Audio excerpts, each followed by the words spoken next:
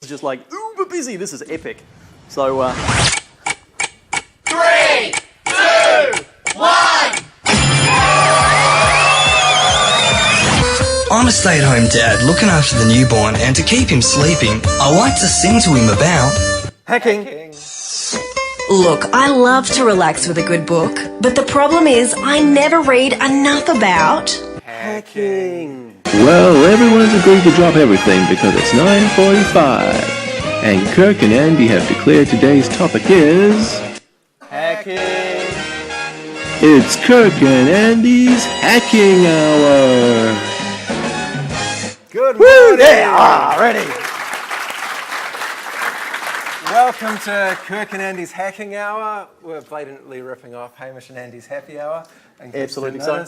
And today we're going to be talking about hacking, wheedling and cajoling. Yes, we certainly will do. So thank you for turning up to this one this morning, people. It's slightly busier than we were kind of expecting. So probably about 15 minutes until we all overheat and all of the oxygen is removed from the air. So we'll kind of get it done in a 15 minute. There's some room at the front if you want to sit on the floor. So, and maybe, I don't know, I don't know how many people are out the back. I don't know if you want to open both the doors for a bit of oxygen flow, maybe. Okay, so who are we? I am Andy Prow. I'm the Managing Director and founder of a little crowd called Aura Information Security. So we spend our busy days hacking, penetration testing, code reviewing, and doing securely related stuff over in New Zealand. Securely related? Securely related stuff. Cool, and I'm Kirk, so I work at Xero, which is an online accounting software product, headquarters in New Zealand, lots of customers in Australia. And I've worked with Andy for... Andrew, that works. 7 years or something like that. Far too long. Ever since we got our first security reviews done by Aura and a brief sojourn working for him at his company. So we're over from New Zealand, so we often do these hacking talks at TechEd New Zealand. This year we're excited to come and do it here. Less excited about the food poisoning that I had yesterday, but but still excited to be here nonetheless. Exactly so, and I guess relevant to the pickies that we've got up there. So for those who are also going to be at 11:30 for our security spidey senses. So I guess the personas. So obviously I am the superhero, and I'm a real fan of, in life, be yourself. Unless if you can be Spider-Man, in which case be Spider-Man. Kirk, of course, his hero is a blonde-haired geek. So basically, you are living the dream, mate. Great. So the plan of these sessions, right? So the idea of TechEd is when we're out there doing our security stuff, as we do, we find there's kind of the two ends of the spectrum. There's the coders and the people who just do solid, secure coding, and then you have the other 99% of people writing applications out there. And so I guess when we look at the stuff that goes wrong in apps, sometimes it's hardcore. Most of the time, it's the basics. So I guess one of our plans in life is to kind of spread the education word on cybersecurity. Cyber. Baby. Is it cyber? Yeah, so what you get out of this is just an appreciation of some of the attacks that will happen against your web apps and infrastructure, and how common they are. So we'll have a section where we talk about the news and stuff like that. So yes, so do you reckon, are we winning the cybersecurity war? Hands up if you think we're winning. Oh wow. No one thinks we're winners. No one. Unless if there were people on the dark side, in which case they'd be, yeah, I'm winning. So I guess, so we just want to cover off like a little bit of news first. So news from around the world. So I guess the nature of cybersecurity is changing quite massively underneath our feet. And one of the first attacks or issues, so this was an example that hit the US, and this was a massively expensive attack. But the payload itself was quite clever. This wasn't a massive, huge denial of service. This payload that caused this expensive US attack was 71 characters long. So this malicious payload that was sent to the attack site of 71 characters was worth quite a lot of money. How much money? That's a very good question. Wow. So a 71 character... It's almost like this was scripted. Attack... No, trust me, it's really not scripted. So 71 characters. So would you think a 71 character attack would cost like $1 million? No way. More. Do you think a 71 character attack would have cost more than, say, $71 million of damages? $1 million a character. I Yeah, doubt baby. it. Yeah, no, more. So do you think this attack was $710 million worth of damages for 71 characters? I guess it wasn't. Yeah, no, more than that. So let's keep going up. Do you reckon it was worth over $1 billion of damages? Yeah, okay. $100 billion of damages? Okay. $136 billion of damages from 71 characters. And this hardcore attack even came in plain text. It was a tweet. So this was the classic tweet when the Associated Press Twitter account got hacked, and that knocked $136 billion off the Dow in around about an hour. So when you look at hardcore attacks, oh my God. So yeah, the 60 characters without white space. So that attack was actually worth $1.91 billion per character. Holy crap. I bet you the Associated Press person that put a shitty password on their account didn't think of that. I know. They might have got a spanking. So, okay, as you can see, it recovered quite quickly at the end there. But so that's Yeah. the nature of the world today. Turned 71 out character that tweet. Barack Obama didn't die in an explosion. Oh, did he not? No. Jeez, bro. Yeah. So, Lucky. so I guess the oh, bro. So Politics, eh? so I guess so coming Exciting back time to for politics here. Man. politics. Yeah, let's get onto that one later. So. So I guess, so another couple of examples of stuff that goes on, globally. So we just take these two, because, LinkedIn, pretty obviously big US crowd. How many people here have LinkedIn profiles? Like, everyone. And so, of course, your data is very private. Evil. Back in LinkedIn. But earlier on last year, in June, of course, LinkedIn had their passwords extracted from the database. Again, pretty hardcore attack. This newfangled attack called SQL injection. Don't know if anyone's heard of that. It originated in about the 70s, before computers were really being used. And so SQL injection's been around forever, it's still here. So SQL injection attack stole 6.5 million passwords. Of course, they were nice and securely SHA-1 hashed, which is good, Is it? but they weren't very salty. So for those who don't know about salted SHA-1 hashes, then we'll talk a bit more about that at the next session. But let's just say they weren't salted, and therefore lots and lots and lots and lots were broken. And so out of interest, some of the LinkedIn passwords, you had things like LinkedIn was used 4,076 times as a password. Password was used about 5,000 times. So one of the biggest issues, as we all know, that we have in security land is our users. But apparently they need to use the system. Yahoo Voices was quite different though. So they had, again, quite a different attack. Theirs was SQL injection. I know. Okay, but this one, so Yahoo Voices, they stole 453,000 passwords, but they didn't have to break the SHA-1 hashes. Because they were stored in plain text. Oh yes, they were. Plain text. So anyway. Luckily it was a Yahoo attack, so no one uses their products. So it's So in fact, it doesn't really matter. yeah. That's right. They weren't real people, they were all spammers. Yeah. It's not being recorded, is it? Dude, you said that, not me. Don't Microsoft own You're Yahoo getting the these lawyers days? this time, dude. Anyway. So anyway, closer to home, moving swiftly along. Australia, I've been there. Okay. So we decided to look back over the last couple of years. What's on the stuff in the Aussie news? We're not going to go through everything because I guess coming from NZ, we kind of had some lofty aspirations that you guys would be getting security right. So we went searching through the news of hacks and failures over this side of the ditch, and so we've had to filter it down to the top 10,000 issues that you guys have over the last couple of years. We filtered that down to, first state super back in October 11. It's actually a couple of years ago, Yeah. but Oh. it was quite a funny one. So security guy, Patrick Webster, was using his super account, which apparently has nothing to do with superheroes, some kind of Australian thing. I don't know. Really? Yeah, he was using his super account, and he noticed that in the URL it had his account number, and he thought, oh, what if I change that to someone else's account number? And he noticed that he could see other people, so he wrote a little bash script to prove it, sent it to the first state super guys, who said, oh, thanks for letting us know, that's really awesome, thanks for telling us about this massive security vulnerability. And he was feeling pretty good about himself until a few days later. Yeah, about 4 days later, and the police knocked on his door. Yeah, I know. Thanks for letting us know about the security flaw. Let's just call up the police and get you done for it. So So that's how not to do it. So they have 770,000 members, all of which potentially were exposed.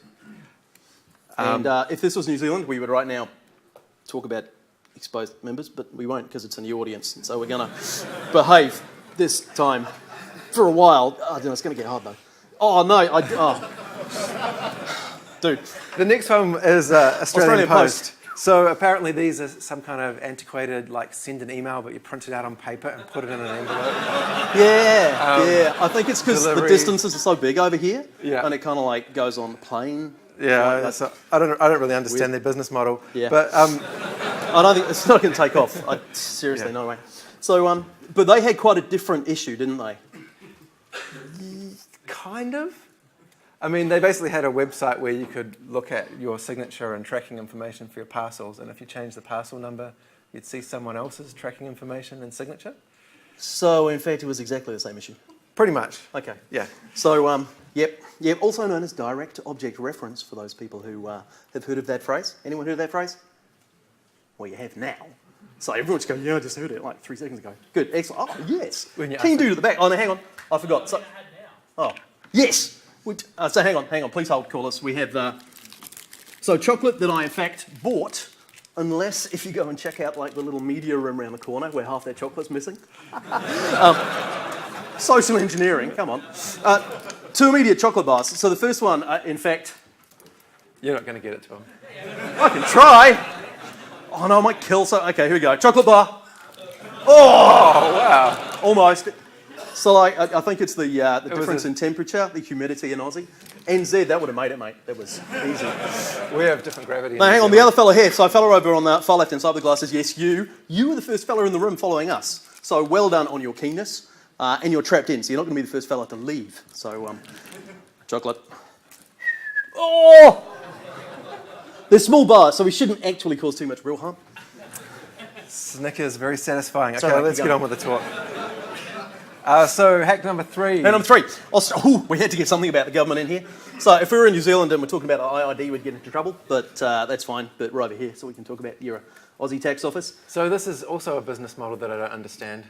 No, it's It's like they have a whole collection of honest, hard-working people, and then they steal money from them. exactly. And then pretty much siphon it out to the politicians and go figure. So anyway. So these guys, so what did they do wrong? This was back in February this year. Yes, it was. And it turned out that they were emailing people their passwords. Oh, hang on, but to emailing their passwords? Does that mean they undid all the salted SHA-1 hashing that they must have put in place first? But That doesn't work. So hang on, to email out your password would need it to be stored plain text. Oh no, really?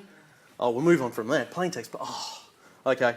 Don't want to make the Aussie government too angry, but no, another plain text offender, crikey. ABC Networks. Oh, so who here watched a TV program called Making Australia Happy? This was just a sympathy hand going up. Okay. I think Australia's already happy. I mean, look at the weather. I know. Right now, back in Wellington, there's a storm. Yeah. The trampoline was blowing around in the backyard, and then there was an earthquake at midnight. Exactly. Exactly. It's like, we know really how to roll. Yeah, my wife is so pissed with me right now. Yep. Over here, we wake up, oh, it's sunny again. Shit, really? So ABC, so they had some passwords next. So 49,561, I reckon, off the top of my head. Okay, whatever. Okay.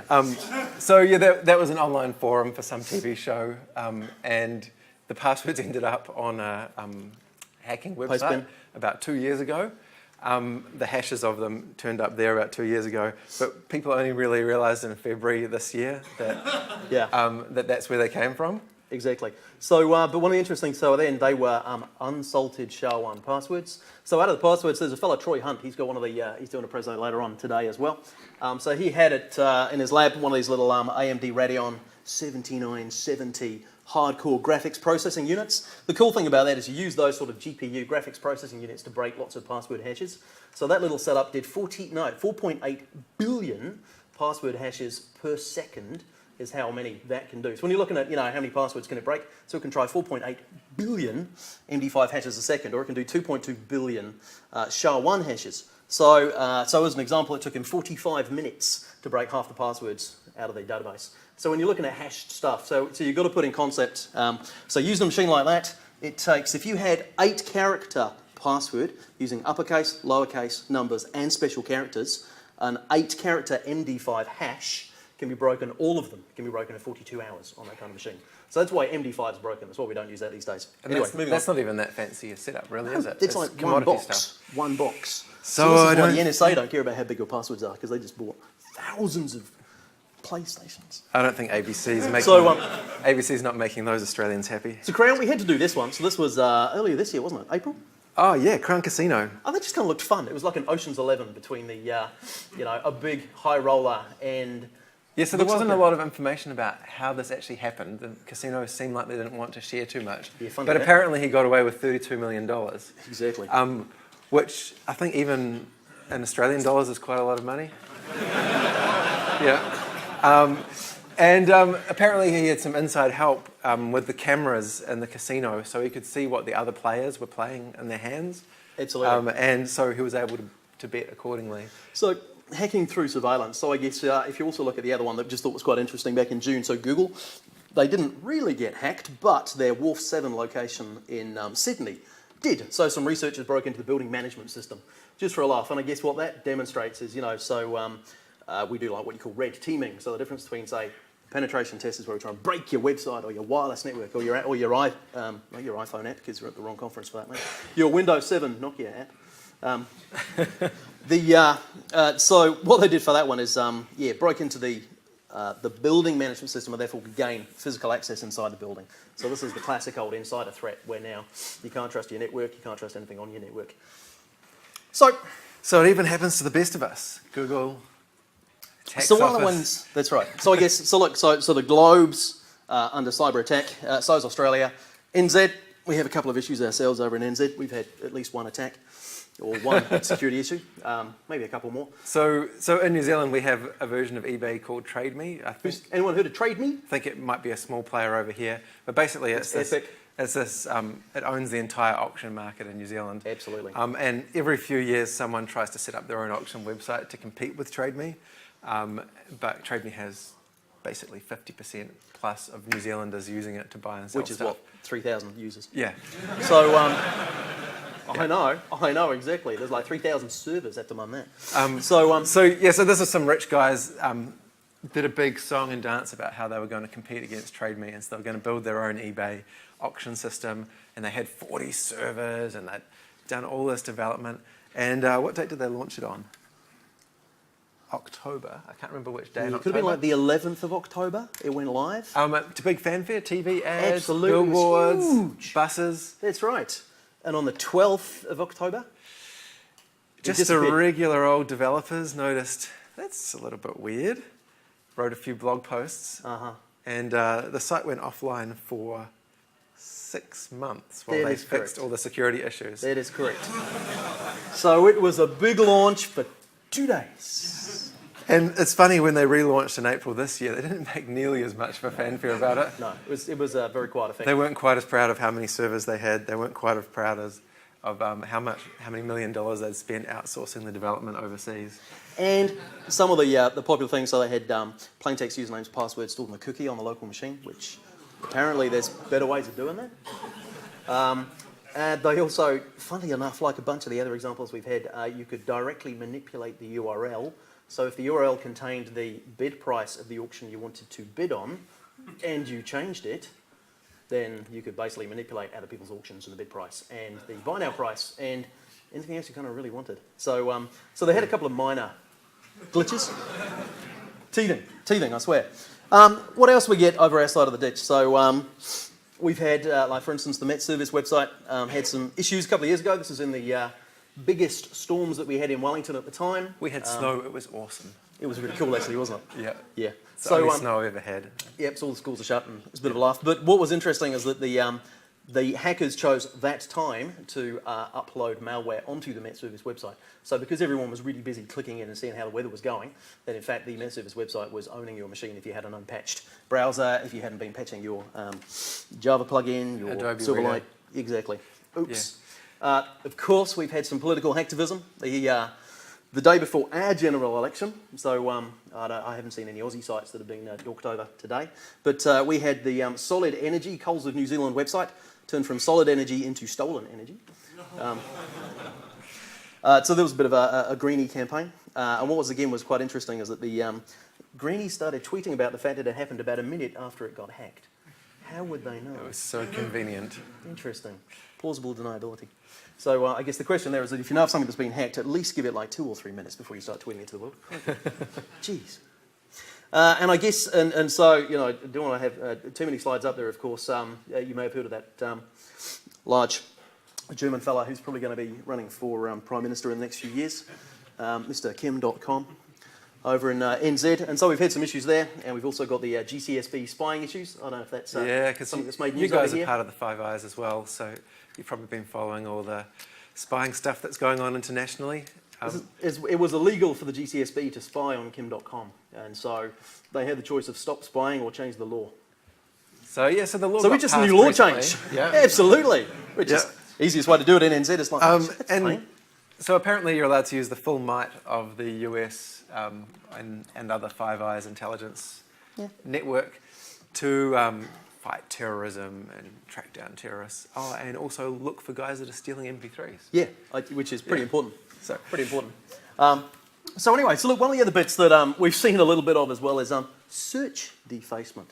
I don't know if any of you guys have had sites or systems that have come under this attack. This is quite cool. You've got a big, the world of search engine optimization.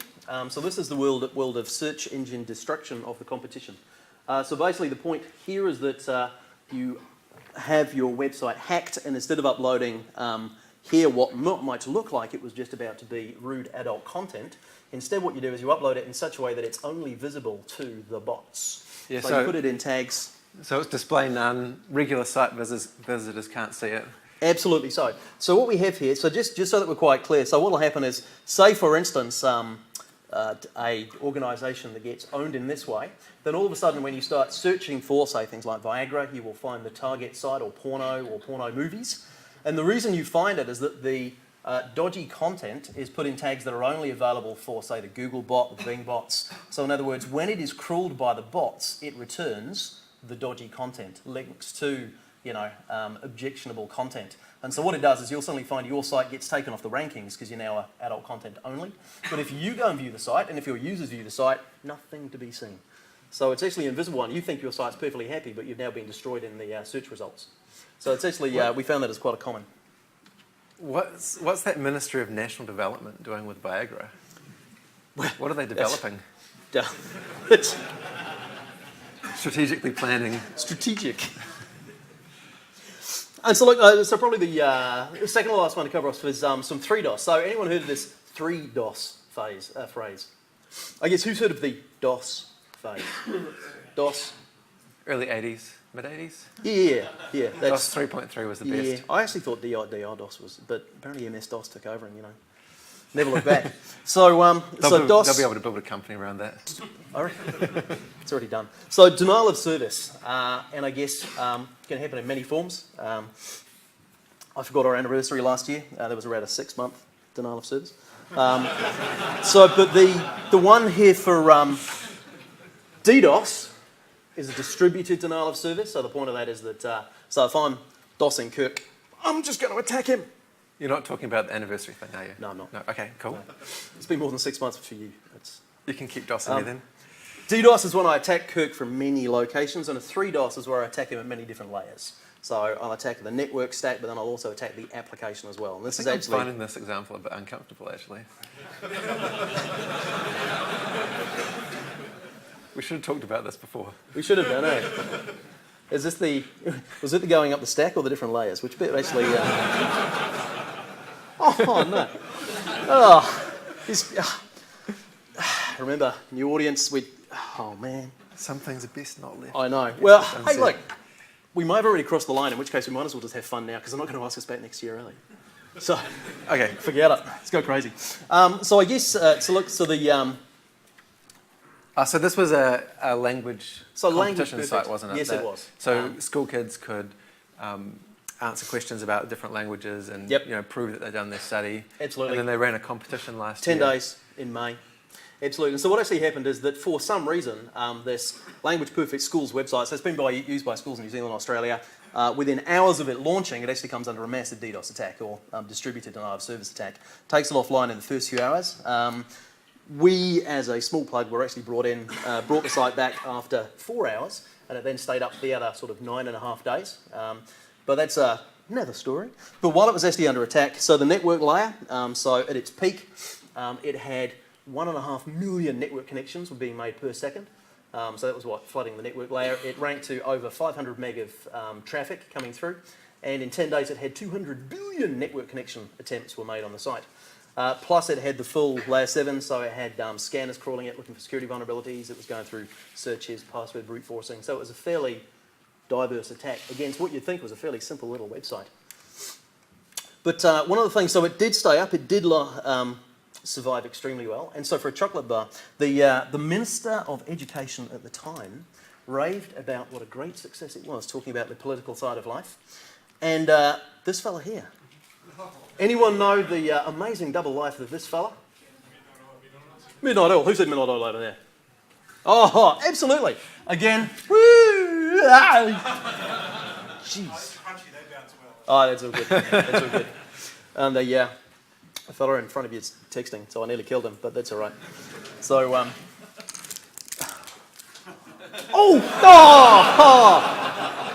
you give him chocolate for texting. They're all just going, forget that now. Anyway, so great. Love Aussie politics. And I guess the last bit, so before we get into live demo land, we cannot forget the one from last year over with TechEd New Zealand. Oh, this is embarrassing. So, again, not Microsoft's fault, we have to say that, or otherwise we get marched from the room quite quickly. It was nothing to do with Microsoft, it just happened to be the TechEd website. But that was all right, it was developed by someone else for them. So this was great. So last year in TechEd New Zealand, and we have actually had that okay with the TechEd New Zealand crowd, Microsoft New Zealand crowd. So down the bottom, you got this email that said, click here to print your barcode for quick access to the TechEd New Zealand event. And when you clicked that link, it would go to HTTPS, so it's secure, //secure, so it's even got secure in the URL. It's obviously really secure. .esp, that's fine. So anyway, you look at the URL, ID equals 673, that's interesting. Yada, yada, yada, key equals. So I guess, so for Mr. Kirk Jackson from Xero, when he saw QUFRU2 DDI, did that trigger something in your mind? It rang a small bell, yeah. Now, why would it have rung a small bell? Well, I use a password safe, so every time I sign up to a new site, I generate a new password, and that was my password. Oh, so hang on. QUFRU2 DDI is your password. So you go, oh man, plain text password failure. They email your password. What was really interesting is that quite quickly a bunch of smart fellas kind of went, hang on a moment, what's that? Let's look at that URL. That URL defines you uniquely in the database and looks up your ticket. ID equals, so you go, well, that must be ID as my user ID. And then the key, let's set my password. What was interesting is that 673 was the ID for the TechEd event. All right. So what else actually uniquely defines me as a user? Oh, the key. Whoa. They actually used your password as the key in the database to look you up. Oh, yes. Oh, yes. So if you happen to put your password as TechEd 2012, password, I love you, Fluffy Bunny, then of course there were multiple clashes, and so you had people finding other people's stuff. Yeah, people were following the links and seeing other people's registration details. That was quite unique. We've seen plain text passwords, but not them being used as a key in the database to look you up.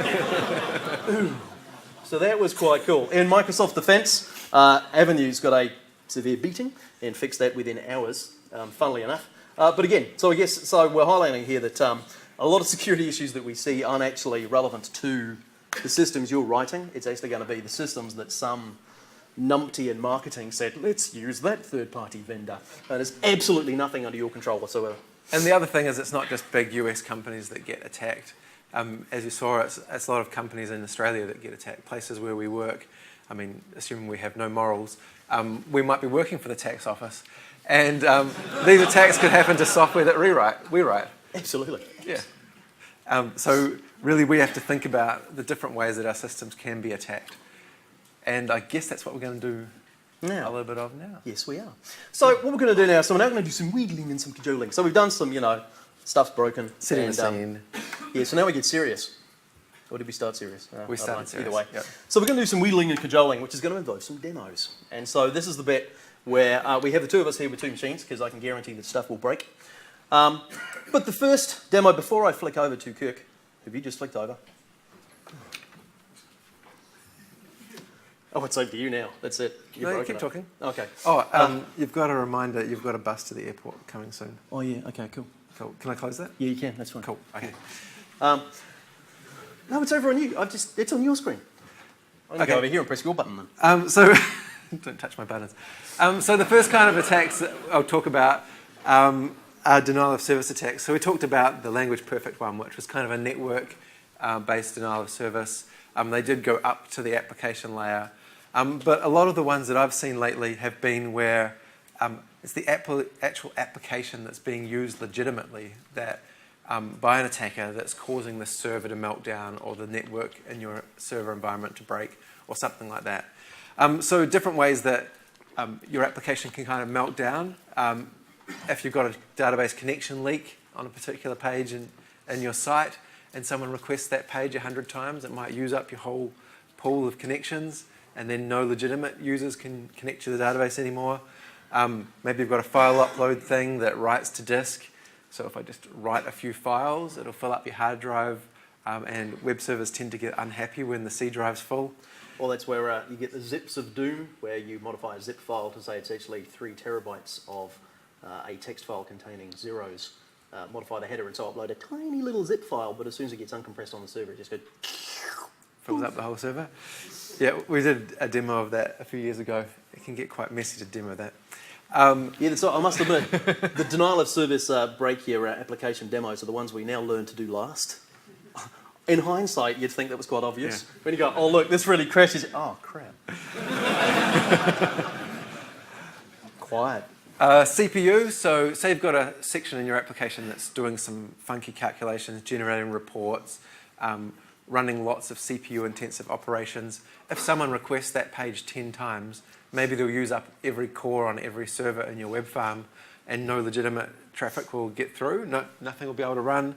Same with RAM, if you've got memory leaks, if you've got stuff that does lots of reflection or lots of XML loading into memory, threads, and then I guess the standard kind of network bandwidth or bandwidth inside your hosting environment, making lots of chatty connections between your database and your web server and flooding that connection. So I'll show you some simple examples. So the cool thing about these demos is these demos are all 2 lines of code running in, what version is this? 2010. Cool, Visual Studio 2010. So pretty cutting edge. I think you'll agree that not many demos you've seen at TechEd revolve around 2 lines of C# and the previous version of the software.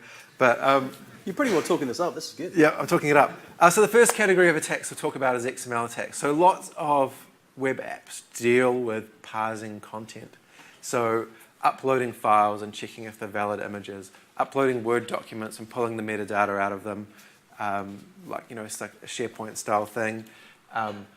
Web services where XML is being sent to your web server and it has to parse the XML and expand it. JSON, what do you call Jason? Jason, that guy Jason. And other, so parsing is a very common thing that happens in your app. So this is a very simple application. It's a web form app. The user browses to a file, create an XML document, and then load the uploaded file into the XML document. So hopefully you can follow what's happening in this application. I won't tell you how long it took me to write this. Yeah, that was pretty much most of last night, wasn't it? Yeah. The debugging took ages. So here's an XML file that I'll open with. So you'll see it's a very simple XML file. And I'll just send that to the server. And as you expect, it loads it into the XML document, and then you've got that XML document in memory, and then you can iterate over it and look at nodes and all the kind of stuff that people enjoy doing with XML if they're masochists. So what if the XML file had been constructed in a malicious way? So let's have a look at another XML file that I've got here called boom. So I'll do it with Notepad again. This time I better increase the font. So this is known as the billion laughs attack. So I'll explain a little bit of how it works. So XML has a whole bunch of other features that you don't typically use.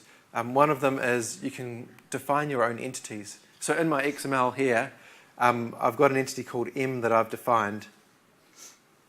Resize. No, don't do Cool. that. You'll break it. Okay, hopefully you can see that now. So I've got an entity called M. And when the XML document loads into memory, .NET goes, well, there's this thing called M, but I don't know what it is. I better look it up. And at the top of the document, I've defined some doc types, and I've said that the entity M is 8 Ls. So that's cool. And then the XML thing goes, well, what are Ls? And it goes, oh, they're 8 Ks. So it replaces all of those 8 Ls with 64 Ks. Hey, this is where your maths is going to come in. Bring up a calculator. And then for each of those Ks, it in turn substitutes them for what K is defined with. So now it's got 64 times 8 Js times 8 Is times 8 Hs times 8 Gs. So as you can see, this XML document, were you to expand it into memory, would probably take a bit of space. Go away, menu. So let's open this up. So the cool thing about this kind of example is, most of your web servers will have a few threads, a few cores. One person will do something bad, and you'll see a CPU jump up on your web server, and you go, that's a little bit weird, but a while later it goes away. But if the user goes and does it 4 times, all of a sudden your web server is unresponsive. So let's watch that load my XML file.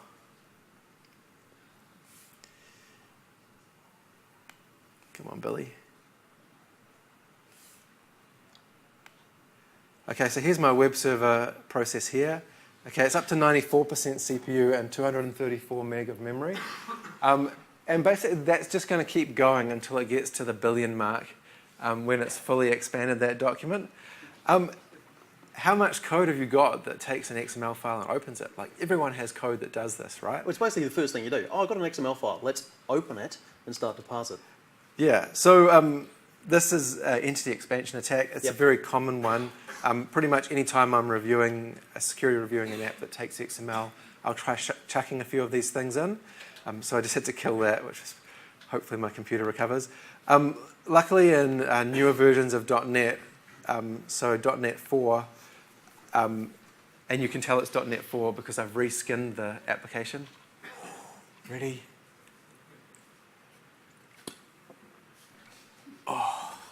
Anyway. Something seems to have killed your machine, mate. Yeah, I don't know. Someone's denied service to my machine. Freaky, dude. I thought I killed that. Yes, Yes. very well. It's being busy, being idle.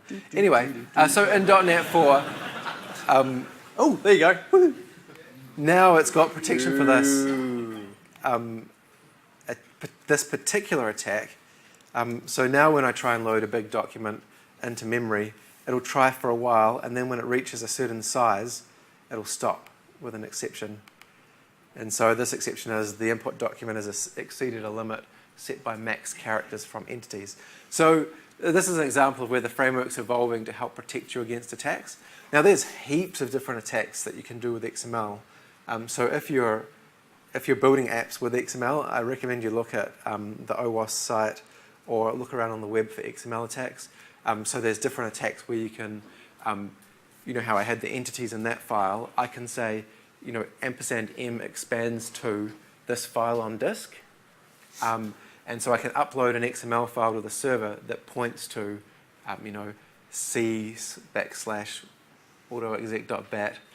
Okay, I might be showing my age there. Sure want to hack that one. Web.config. Yeah, web.config in the website, whatever. And then as the XML loads into memory on the server, it expands the entity, loads that file into the XML, and potentially gives the access to that file to the attacker. So you mentioned the OWASP. So just checking the people over this side.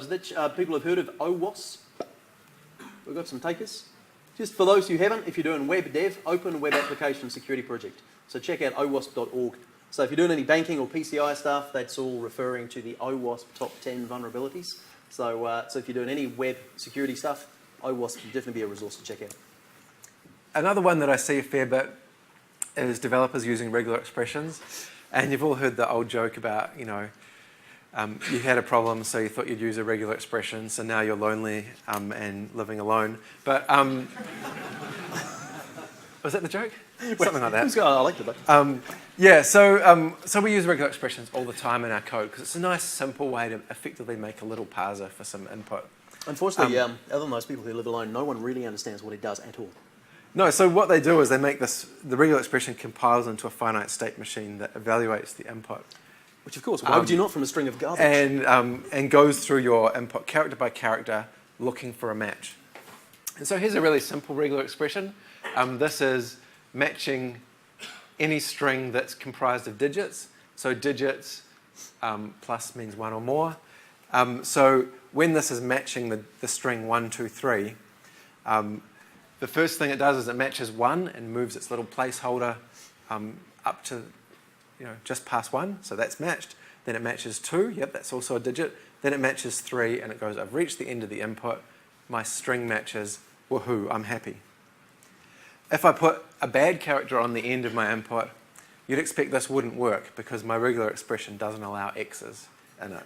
But what the regular expression machine does is it starts at the beginning again, matches the first character, then the second character, then the third character, and goes, hang on, I can't do X. I need to go back and try again. So it takes off the last one that it matched and says, okay, put 3 back on the stack and try again.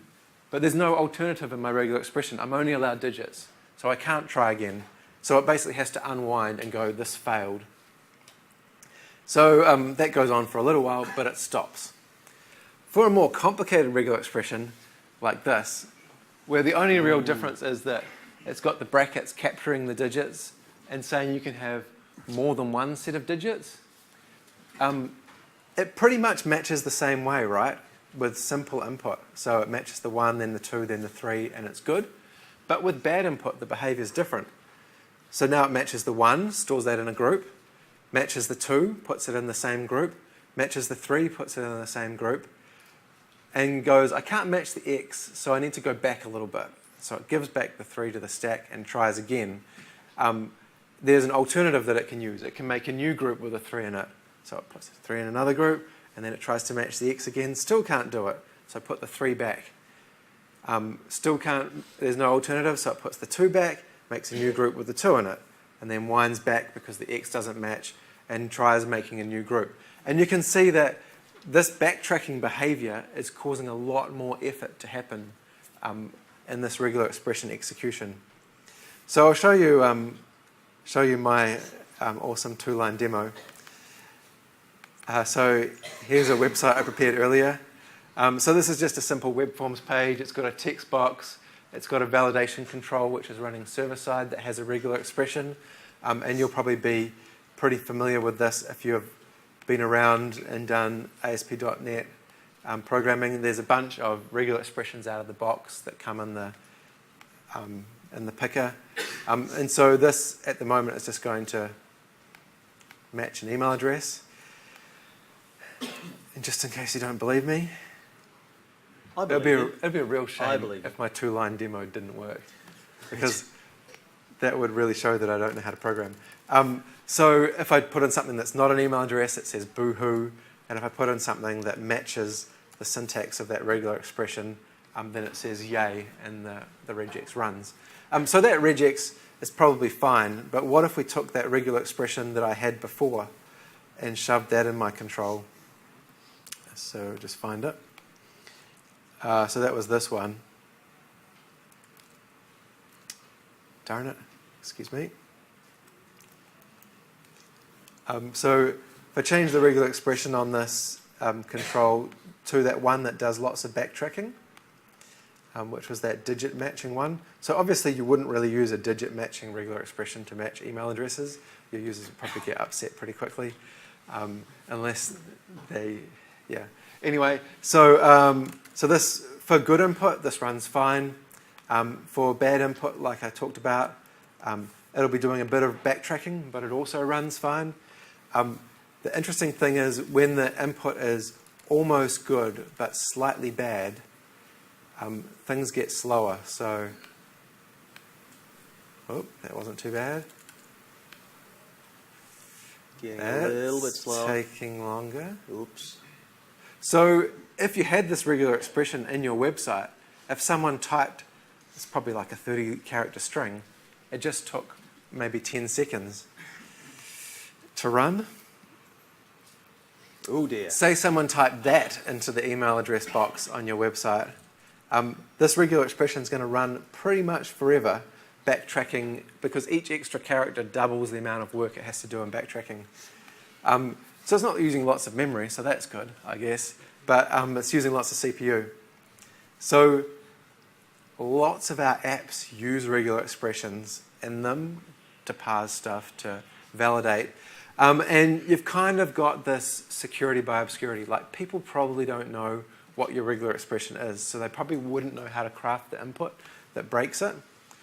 But what happens if, in your ASP.NET app, if you're doing a regular expression validation on the client side, which is like a built-in feature.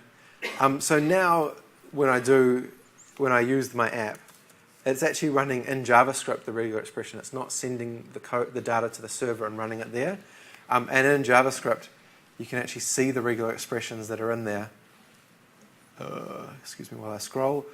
So now an attacker can look at the source code of your web page, and they know that on your server side, if they give that input, it's going to chew up CPU on your server. So if you're using regular expressions, you need to watch out for this. So this is another example of the application-style denial of service attack. So here's a few different examples of them. So pretty much what you're looking for in your regular expressions is alternation and repetition are nested. So that simple example we had at the top had repetition repeated, or repetition repeated, alternation with repetition repeated, because that means that you've got kind of this squared approach where the regular expression engine has to run through the string and then go back and run through it again and go back and run through it again and go back. So that's what you need to watch out for. There's also, of course, lots of other application things you can do to cause denial of service attacks in your app. I find the most effective one that I've written myself is an infinite loop. But hopefully you're a little bit more savvy than me at writing your code. Well, that goes down for about 99.9% of devs. Cool. So that's application level denial of service. So now let's talk about other security issues that you might see in apps. Stuff. So I guess so it's cool. So I guess what I want to do is now jump over to so I guess when Kirk and I were divvying up the demos, I took the TechEd half and he took the one he's just done. So it's good to see that your 2 lines of code apparently took you weeks to develop. That's what he told me, because I came up with a whole freaking website. So I had a socially website. Oh yeah, exactly.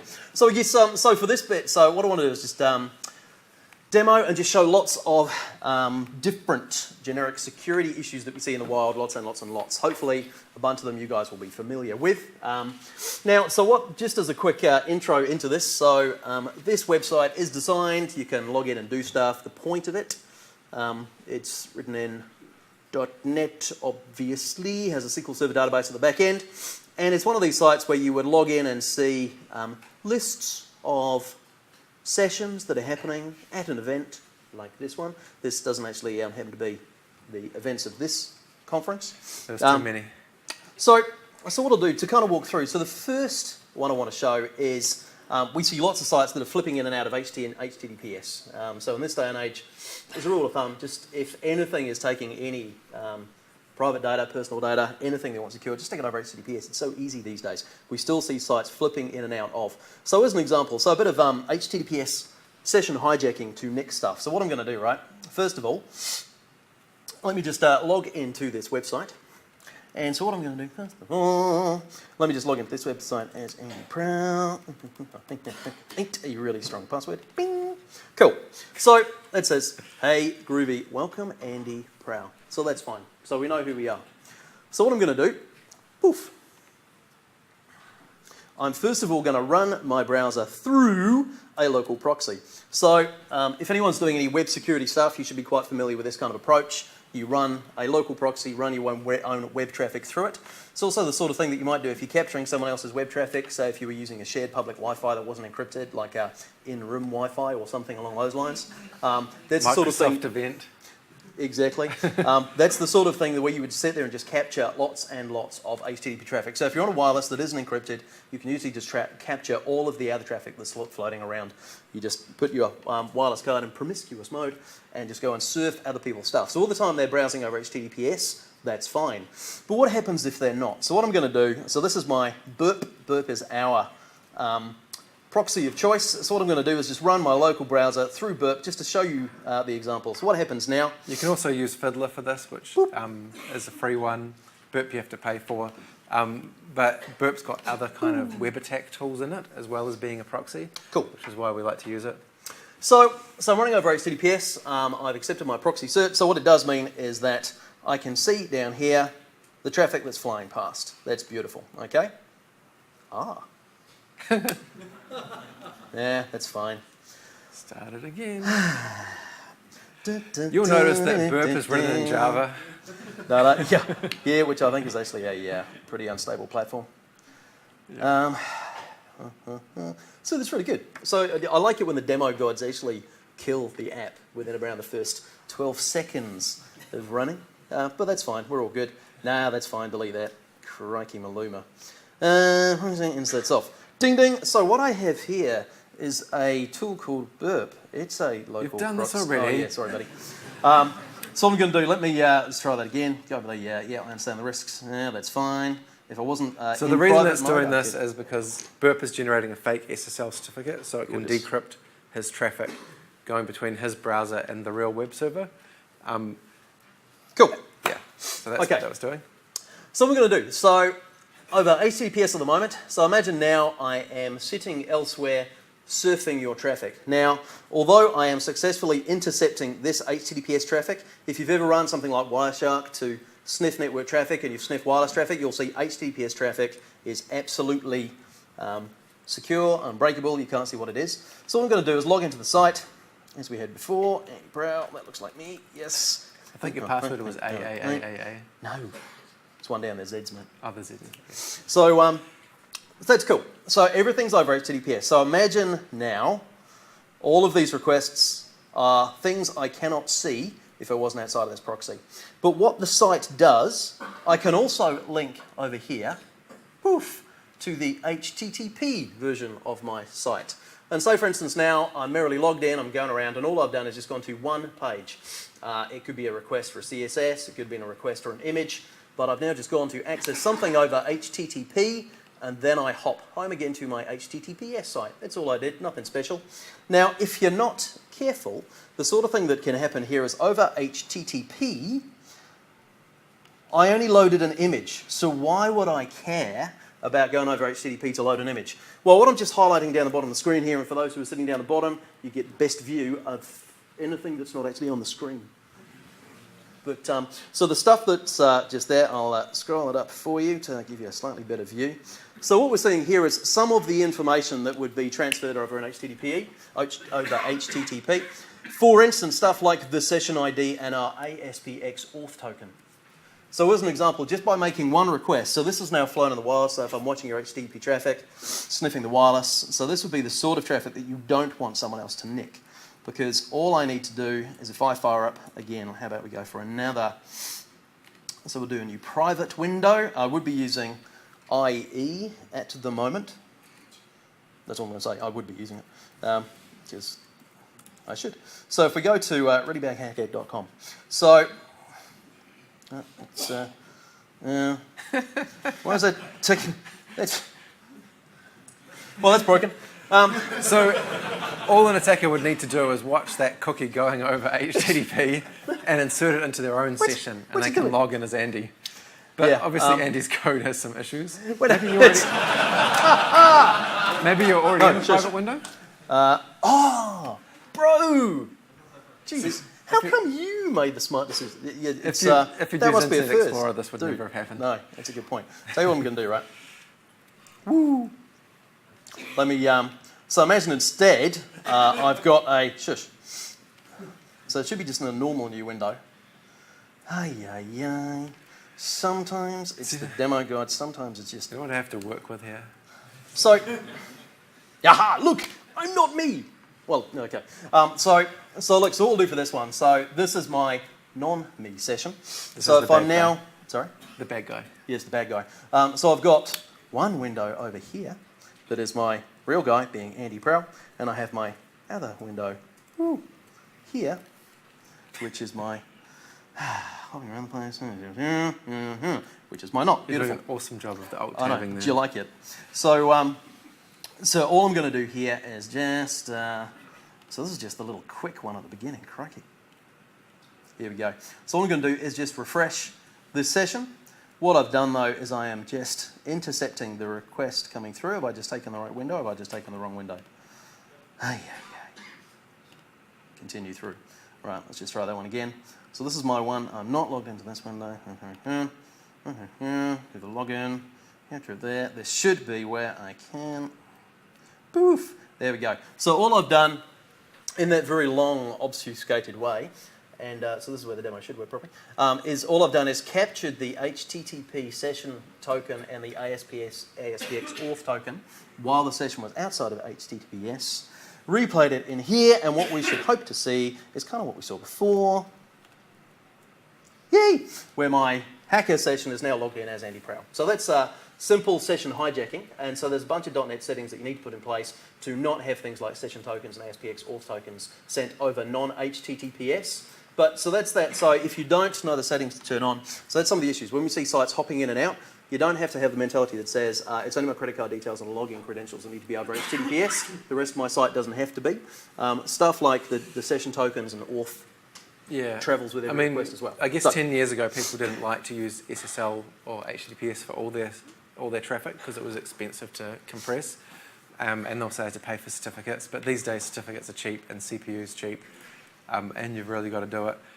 We've actually got a cheat sheet of little tips that you can turn on in ASP.NET and SharePoint and MVC, which is on our hack-ed.com site. So if you want to go and see the cookie settings that you should turn on, that'll be a good place. Yep, absolutely. There'll be a link at the end. All right, let's whip through some other examples of stuff. So look, some of the bits that we talked about before. So SQL injection is obviously around and prevalent, and people are still being owned by it. So we built this site using, what do we use, Link to SQL? Yep. So the good thing about using an ORM is that you don't handwrite any SQL. Absolutely. So the chances of an attacker getting SQL injection much lower. So we tend to not write any SQL. However, this website does have one bit of handcrafted SQL. Any guesses where the most common places that you will find handcrafted SQL is? There's a subtle hint. Where? Aha, very good. Can you throw it to that gentleman? Why do I have to throw it? Because I can't throw. Backhand. Oh! Wow. Thank you. You see that? Yeah, nice. You know, if this presenting and security gig doesn't work out, you'd be a great chocolate bar thrower. Excellent. Yay, that's quite exciting actually. So for a bit of very basic SQL injection, a lot of the time people say... We'll show it working properly first. Oh, okay. So first of all, I have an incredibly extended search box for the purpose of putting in some rather complex search queries. But the first thing I might want to do is search for some sessions. So the purpose of this page, it does a legitimate query at the back end, and it will search for sessions that are contained in the database of things that contain the word SQL. Make sense? Sounding good so far. So the places where I see people handcrafting SQL is when they're sorting, or when they're generating light queries, or any time they need to concatenate bits together. So this one here, you can sort by time and title. So the stored proc has to have some dynamic part of it that changes the order by clause. And that's a very good point that you just made. So this is a stored proc. So for anyone that says, look, I'm non-SQL injectable because I'm using stored procs. So again, this is SQL injection through a stored proc. And so for any of those people that go, that's impossible, then we're happy to show you at the end how you can create a SQL injectable stored proc. And believe me, people know how to do it. Oh, yes, they do. You find them all the time. So of course, what happens with our SQL injection is things happen where people pass in, for instance, quotes, oh crikey, it broke. But this, of course, would be Cardinal Security Sin 101. So anytime that you are spewing error messages on the screen of your web apps, then that's obviously bad. So Cardinal Sin number one is that whenever you don't handle all of your issues, or exceptions, then what happens is you're basically using your exception screen as a debugger. So we'll look in a minute as an example where that's quite interesting. What it's actually done is return something out of the database for me, but then has used that in the thing that's broke. So anyway, let's just take it. I put in my single quote and it broke. Okay. So if you're an attacker and you see this, so you might see the exception come up on the screen and go, whoa, if I put a single quote in, that's bad, and it's giving me an exception. That's probably SQL injection. But even if it just gives you a 500 error with a nice friendly, oops, something went wrong, you still know that you're running code against the database because you got an error as opposed to proper results. Absolutely correct. Absolutely correct. And so I guess, so what will happen is, and so anyone know the technique, so if there's not spewing an error on the page, but the site appears to be SQL injectable, there's a very common technique that we'll use to still compromise the attack even if there's no error message. If I'm not able to see what's happening, I'm blind to it. What's the common attack? This is a bit laboured. I know it is. Blind SQL injection. Very good. Blind SQL injection. So anyway, whatever. So what happens? So without going too far into the idiosyncrasies of SQL injection, all that happens, you can see if I end my SQL query with a double dash, that's cool. So it's changed the way things work. It's now only finding things that end with SQL. That's cool. So what would happen as an attacker would usually have something like SQL map. It would have, they would have lots of pre-built queries. So to run you through some examples of the sort of things that we will often do or see, you might start to do strange queries like that. So what queries like that do is it's saying, for instance, basically it's using the app as a debugger. So the errors presented to the user are starting to describe the table structure, so that's fine. So attackers will actually use different SQL injections to identify what's going on. And tools like SQL Map can generate these input strings and basically build up the schema of your database by looking at the error messages they get back. So find all the table names, find all the column names.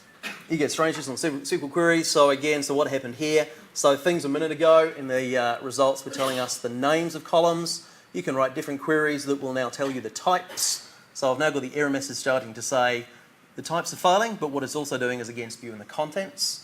So this is where, so the SQL injection basically will run through and be able to interrogate the full layout of your database. So this gets us into another common area of what we call security misconfiguration, where things are running with privileges they shouldn't. So we have seen in the wild a couple of times where people are using the, say, SA in SQL Server, running the DBO schema. So basically the database is Who now does running. that? Yeah. It's so much easier. We've seen a few. Well, that's just it. Creating a database user stuff works. It's like locking it down is a pain, and it kind of works. And I had to rush and break all the security to get it live, and now it's live. And who knows? Sometimes your web app might want to create tables on the fly. Well, it might do. Exactly so. Exactly so. Yeah. So, and I guess there's that mantra that says, "Well, I didn't secure it, but it's not broken, so I don't need to fix it." Security is broken. So I guess. So what are we doing here? So this is a slightly different attack, where what we're doing instead is using the page to do things it wasn't expected to. So we're doing things like getting the search results but unioning with something else that we might have access to. So in this scenario, tables like sysobjects, syscolumns would be the sorts of things that an attacker might go after if your database isn't running with the right lockdown permissions. So say as a DBO schema, I have permission to look at it. So what's it doing? So basically here I have, I'll have one valid answer. This is my SQL panel Q&A. That's one valid answer. What I've done is I've unioned the contents of sysobjects. And so my web page thinks it's validly returned all of the sessions that are happening at this event, whereas in fact they're not. So if you look at ASP.NET schema versions, ASP.NET membership. That sounds so like it's a now really boring TechEd session. like a whole hour and a quarter on ASP.NET membership. So Be careful, there might actually be a session. oh crap, is there? Was there one on there? Yikes. If they're not, we'll scrub that. So we, oops, let's just grab that. Swing. So Isn't that different things? No. So say there are, so this one here, what I've instead done is use syscolumns to, for the website to now tell me what are all the columns that exist in the database. So this is where Originally, they were just attacking the table that this search query works on. Now what we're doing is expanding that and just using our SQL injection to interrogate the whole database. What's everything everywhere? So as we can see, ASP.NET membership contains things like failed password attempts, and we'll have the password hashes in there. So that's cool. So we would expand this kind of attack, and what we would do is we say, well, okay, let's say, for instance, we want to find out the list of users that exist in the database. Out of those users, oh look, these are all the people that exist, these are all the people in our database, lovely. They look like real people. They're not real people. No, they're not real people. Okay, good. No one's a real person. So what about if we've got this Andy Prow user? So we know that he exists, so we're doing a target attack. Remember at the moment, if you look up here, we're not actually logged in as anyone. So we're trying to find the people that we're interested in. So one of them I've seen is an admin on the system, fellow Andy Prow. We come along and, boff, start to get out Andy's information. Cool. So what about if I now get out the Andy's user ID, or indeed, what I might want to do instead is get out things like, here's one I prepared earlier. So this, for instance, would be my password. Well, actually, it wouldn't. So that would be a salted SHA-1 hash of my password. So this is where we can see like .NET Forms authors using salted SHA-1 hashes. So that's the hash of my password. So that's cool. So we go, okay, I can't get Andy's password out. Maybe I could run it through a hash breaker. Maybe I could update Andy's password with my password after I've self-registered in the system. No. So there's things that you could do to try and break in. So let's look at some of the attacks that we might want to put in place. So what I'm going to do instead, right? Oh, hang on, wait, before I do that. So in the good old days, you were also able to do things like, when I say in the good old days, so back in 2007. So SQL's always been beautiful of the XP command shell. So people there familiar with the XP command shell? Don't use that. Out there? It's so evil. the XP command shell was beautiful. It was, came out in SQL 2005, I'm going to bet, but some of you guys might know different. And It's got to be older than that. you reckon? Yeah. SQL 2000. It's got XP in Yeah. it, so that's, Oh, it has. that's Windows XP, Oh, right? dude. So, okay. Yeah. I think it is. Yeah. It's nothing to do with the extended procedures. So, so basically the command shell is something that was actually written for you to be able to run commands on the SQL server itself. So it's a pretty genius idea from a hacking perspective. But what happens these days is that, as you can see here, it's turned off, and it's been turned off by administrators, so I'm kind of buggered. But the interesting thing is that although it's turned off by default these days, what happens if we happen to be running as a privileged user for our database connection? So remember that database connection, we're not even logged into the website yet. We're not running, so we're connecting to the database as whoever is the owner of the worker process, or however we've been configured to auth to the database. So what happens here? So I've just run a command at the back end that didn't break. So what did I do? I ran an SP configure of call show advanced options. Well, what does show advanced options do? Show advanced options through a basic SQL connection connecting through as a SA account. Let me just run my XP command shell again. So before my error broke, because it said, you haven't got stuff turned on, what is it now doing? Oh, no, still being turned off by, so for those who are watching closely, the error message has slightly changed. So this one I have down here is, I am running the configure to, okay, that seems to be working. What again if I, via SQL injection, via my website, again change the actual configuration of the SQL server itself, still appears to be fairly happy. Now let me go back and see if I can run my dir of the C drive.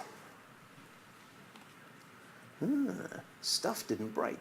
All right. So somewhere buried deep in the back bowels of our database, something ran a dir of the C drive. So that would be useful if, so through some mulling around and having a look at our website, maybe we've realized that it does actually have HTTPS really bad hackad/dirc.txt. Oh, no, don't have one of those. So what happens if instead I decide to go and run that at the back end and write it out too? So this is something that I've done some, and I'll show you how in a minute. So you see I've got the physical path of the website. Oof. So how about if I do something like running a dir of the C drive and actually write it out to the web root of our website? Ooh. Oh, that's handy. So what do I now have? So my website is now providing me the ability to run any arbitrary command line at the back end and dump the input out on the page. Interesting. Interesting. So I guess probably what we'll just do is the last one. So if I just do the last two there before I move on.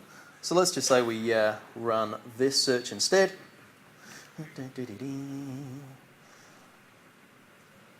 Yeah, tell you what I'll do. So we've seen, so this one here, it would list the users that are on the machine. I'll be able to create another user and have a look at who they are. So I guess, so I'll leave this one here at the moment. And the expediency of time, we're down to our last 5 minute window. So what I'm just going to do is run through one slightly different example before we leave. CSRF. Who's heard of CSRF these days?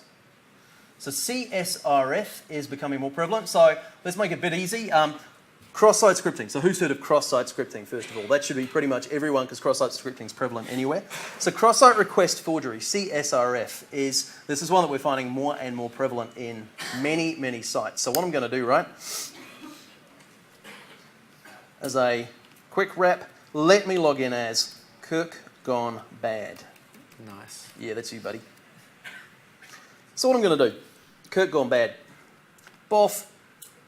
So if we just come through to, say for instance, SQ coding practices, no, let's go look at what's new in .NET Security. Boof. So what we can see here, so this is quite an interesting one, that what we've got is a bunch of these feedbacks posted by loads of people about how much they love this session. So either people love the session or who knows.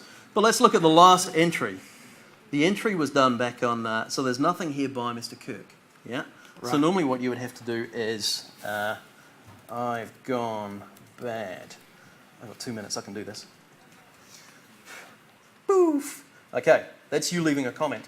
Alternatively, Kirk could have gone to view my homepage. So this is Andy Prow's profile. Andy Prow's homepage itself. Boof. So let's pop that up. So Andy Prow's homepage is on a different website, badhacked.com. So remember, we're on really bad Hacked. This is just bad Hacked. It's HTTP, it's an HTML page, and that's this. Can I suggest that you leave me some great feedback? Cobber? Do you like that? Cobber? Was that how you regionalised it? Yeah, bro. Australia. Okay. Yeah, I know. Well, like, because normally I just do the bro. Yeah. Oh, bro, true. So this is the cobber. So if we come back to, so what did the cross-site request forgery do? So remember, all Kirk did is have a look at my homepage. Oh, crap. And at that point, So he what's left me some great feedback. When I viewed his homepage, some feedback got written onto the session. So how did that happen? But it didn't actually action. No, that just broke. Did it? Yeah. Because what happens there is that via you viewing my homepage, we come through and you just left me a brand new comment. That was a really cool demo, wasn't it? It was. Oh, it actually didn't work. So, okay. So the idea of cross-site man, request forgery is it's tricking a user into doing something they're already allowed to do. So when I'm using this Hacked site, I'm allowed to put comments on pages. But when I visit your website, or the attacker's website, I'm still allowed to put comments on the pages in the Hacked site because I'm still logged into it.